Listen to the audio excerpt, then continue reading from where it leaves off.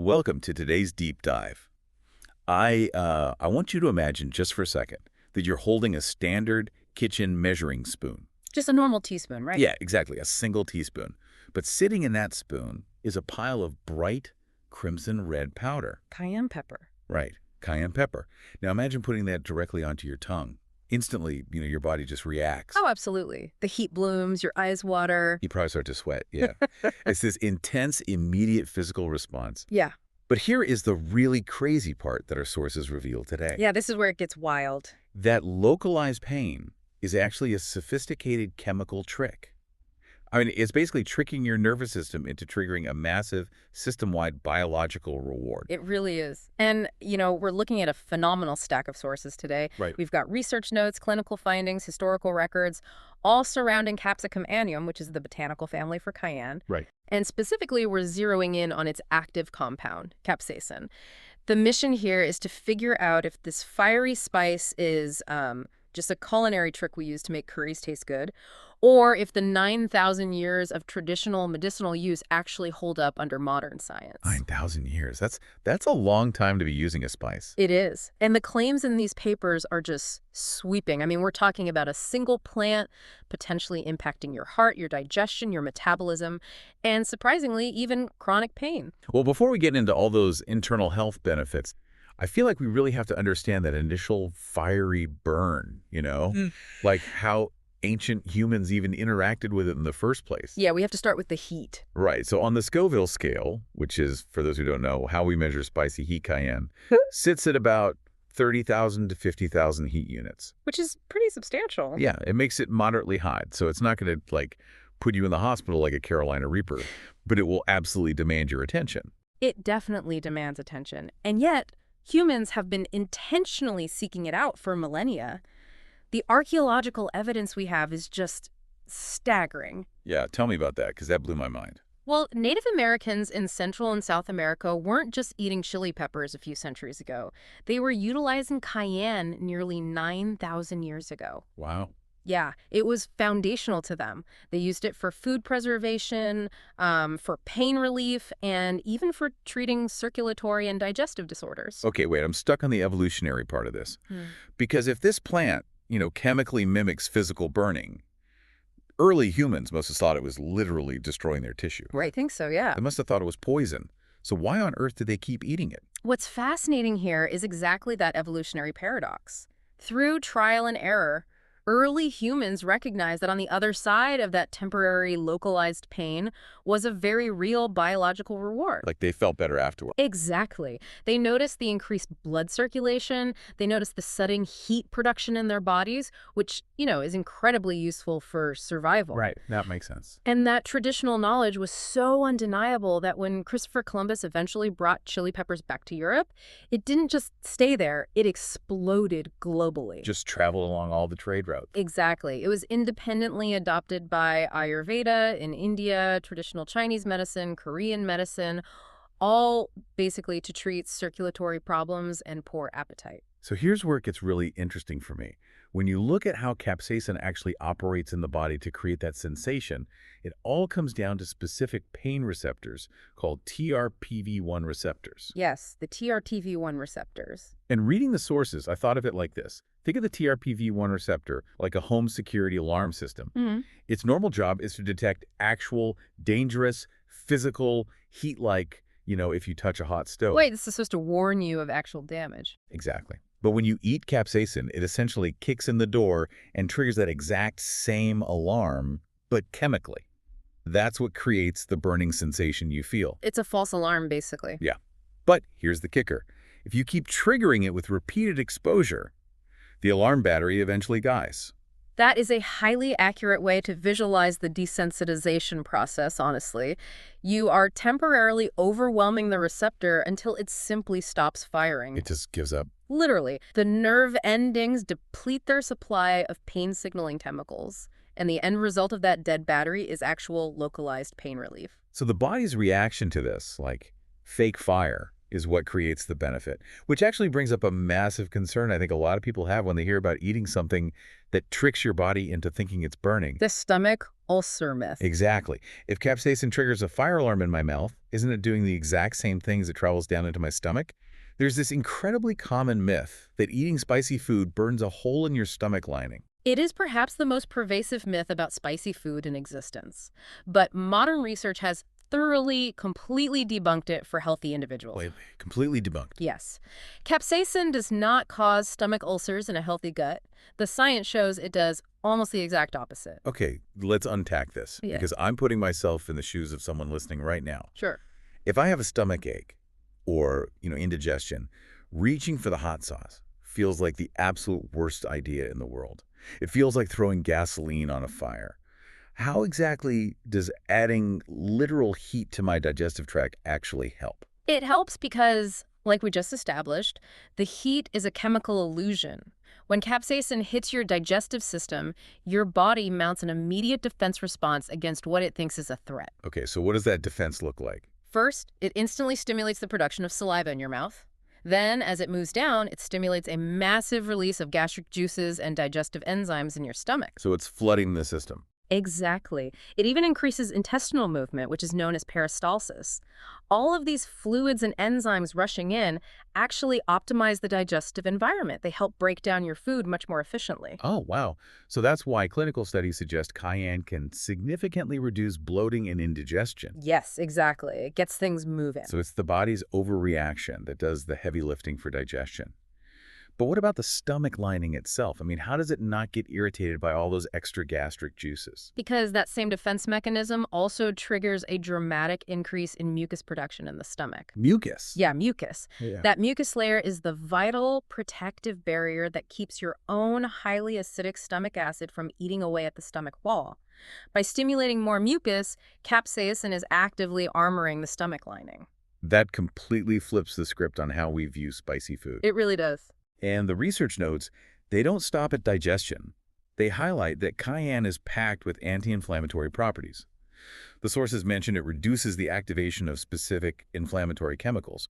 They use these acronyms like TNF-alpha, IL-6, and NSKB. Right, lots of alphabet soup in the biochemistry papers. Yeah, exactly. For those of us who aren't biochemists, what are these actually doing? So those acronyms represent cytokines and protein complexes that drive inflammation in the body. Let's look at NFKB, for example. Yep. Think of it as the master switch for inflammation inside your cells.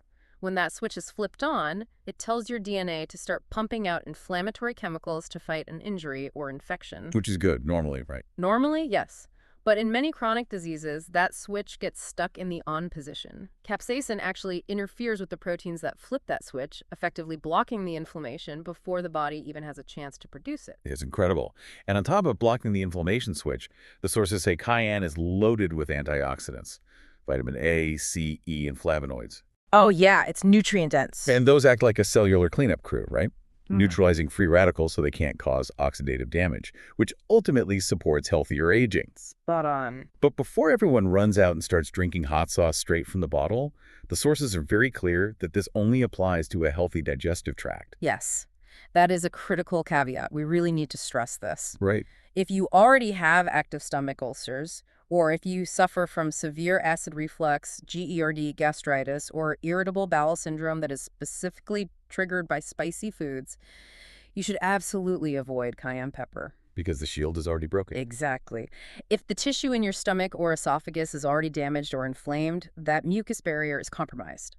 In that scenario, capsaicin will act as a severe irritant and will make your symptoms significantly worse. So, healthy gut. Cayenne builds the armor. Damaged gut, it hits the open wound. Exactly. Perfectly said. Okay, so once our optimized, healthy digestive system processes all these nutrients and gets them into the bloodstream, how does the body utilize that energy? I guess that brings us to the cardiovascular system. Yeah, and improving circulation is one of the oldest traditional uses of cayenne. And modern research is finally showing us the exact mechanisms of how it achieves this.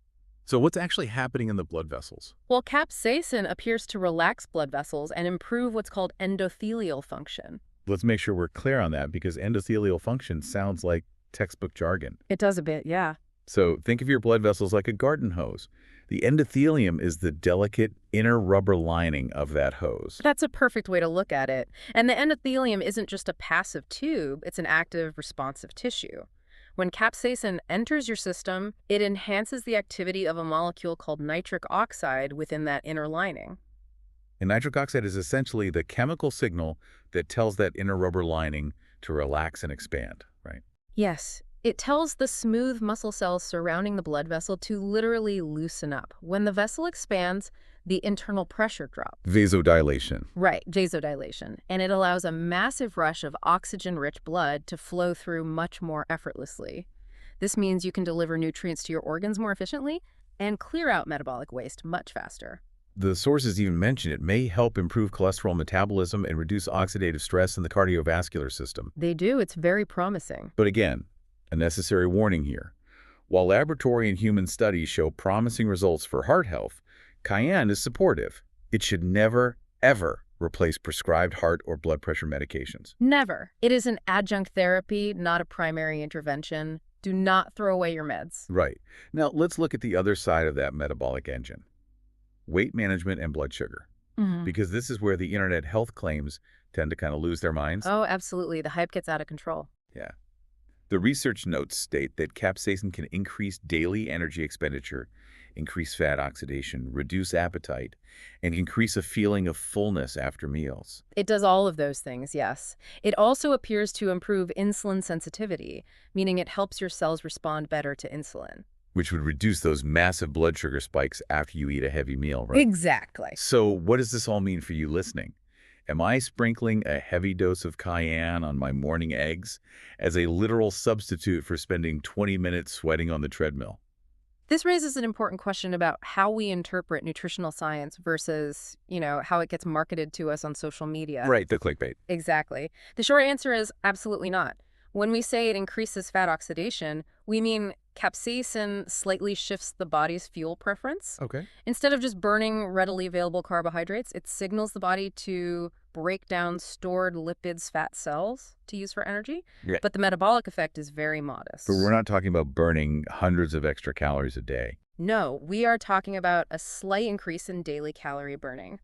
Cayenne is a supportive co-pilot. It will not produce major weight loss on its own. So it's the 1% edge, not the 99% solution. Precisely. If you combine it with the foundation of healthy eating, regular exercise, and good sleep, it provides great support. Exactly. And another critical warning for our listeners here. If you are currently taking diabetes medications, you must monitor your blood sugar very carefully if you start consuming high amounts of cayenne. Why is that? Because cayenne naturally improves glucose metabolism and lowers blood sugar, combining it with glucose-lowering medication could increase your risk of hypoglycemia, which is dangerously low blood sugar. That is a vital safety note. Definitely talk to your doctor. Always. All right, we've thoroughly explored the internal highway. We've talked about the digestion, the metabolism, the circulation. But the medicinal applications of this pepper actually go way beyond eating it. Yeah, this is a whole different avenue. What happens when you apply this fiery heat directly to the outside of the body? This is actually where we see capsaicin used most widely in conventional modern medicine.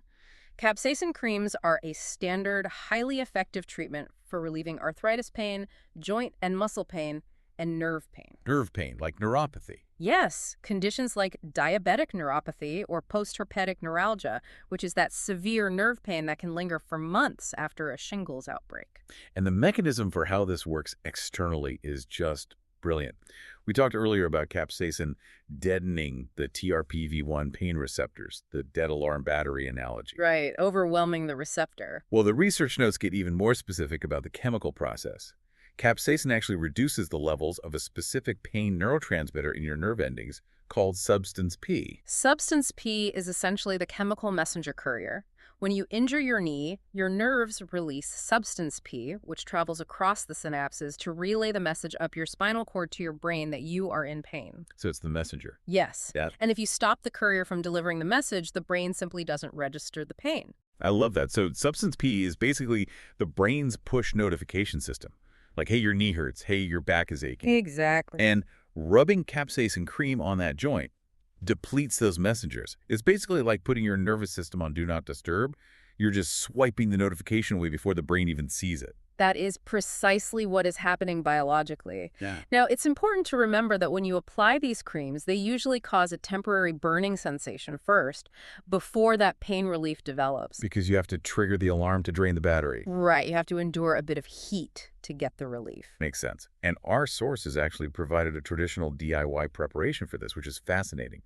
Historically, people would mix 1 to 2 tablespoons of ground cayenne pepper powder into half a cup of carrier oil, like olive or coconut oil. Yeah, very old remedy. They'd heat that mixture gently for 5 to 10 minutes, let it cool completely, strain it, and then apply it to the aching joints. Okay, but if anyone listening is tempted to try that traditional method at home, we need to issue a massive flashing neon warning sign. Oh yeah, definitely. First, you absolutely must do a patch test on a tiny piece of skin on your arm to ensure you don't have a severe allergic reaction. Second, never ever apply it to broken skin in an open wound or right after a hot shower when your pores are fully open. That sounds like torture. The pain will be excruciating, yes. Do not do it. And wash your hands meticulously. If you have homemade capsaicin oil on your fingers and you rub your eyes, Yeah. you are going to have a very bad day. A terrible day. Honestly, commercial capsaicin creams are generally much safer just because they provide a standardized, highly regulated concentration. Yeah, I highly recommend the commercial route Yep. for exactly that reason. Yeah. Nobody wants accidental capsaicin in their eye. No, thank you. Before we wrap up, I want to touch on one more concept from the sources that ties all of this history and science together. Synergies. Oh, this is my favorite part. The idea that cayenne unlocks the potential of other plants. For example, combining cayenne pepper with turmeric. Turmeric contains curcumin, which is an incredibly powerful anti-inflammatory compound. But curcumin is notoriously hard for the body to absorb on its own. Right. It has very low bioavailability. And if we connect this to the bigger picture, it is truly profound. When you add cayenne to turmeric, the capsaicin stimulates the blood flow necessary to help distribute that curcumin throughout the body. It's opening the highways for it. Exactly. And if you look at ancient culinary and medical practices, they have been combining these spices for centuries in curries and stews. Another great example is cayenne combined with black pepper. Oh, right, black pepper. Yeah, black pepper contains a compound called piperine.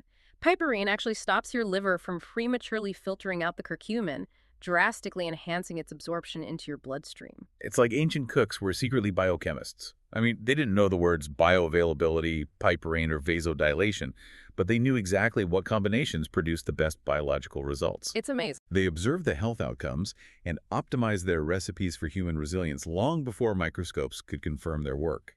It's a very humbling reminder of the deep observational wisdom embedded in traditional diets. We are just now catching up with the science. So, to bring this all home for you listening, we have been on quite a journey with this little red pepper today. We really have. We started with that initial fiery burn on the TRPV1 receptors and how that chemical alarm bell actually triggers a cascade of internal benefits. We busted the myth about stomach ulcers and learned how the body's defensive rush of fluids and mucus actually armors a healthy digestive tract. Right, the illusion of fire. Exactly. We looked at its modest but real role as a metabolic co-pilot, using nitric oxide to widen the garden hose of our blood vessels and helping shift our body toward fat oxidation. And finally, we explored the external magic of wiping out those substance P push notifications for chronic pain relief. It really is a dynamic biological tool. And just regarding dosage quickly, if you were looking to supplement beyond just cooking with it, the clinical studies generally use about 2 to 6 milligrams of capsaicin daily. It starts slow, right? Always start with the lowest possible dose to see how your individual body reacts.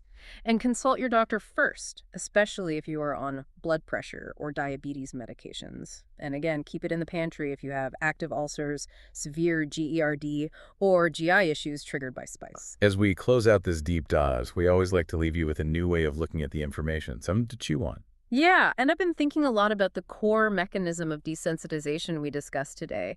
The idea that repeated exposure to this intense, fiery alarm bell ultimately trains the pain receptor to calm down, transforming initial pain into chronic pain relief. Yeah, fascinating. It's a biological adaptation to a stressor, and it really makes you wonder if our bodies can learn to tune out the chemical fire of capsaicin and actually become stronger, more efficient, and more resilient for it. What other mild, natural stressors in our diet or our environment might we be actively avoiding that could actually be training our biology to be healthier? Are we sheltering ourselves from the very things that build our resilience? That is an amazing thought to leave on. Well, the next time you are standing in your kitchen, looking at that measuring spoon full of bright red cayenne powder, you'll know exactly what kind of resilient magic you're about to unleash. Enjoy your next spicy meal with a whole new perspective. Thanks for joining us on this deep dive.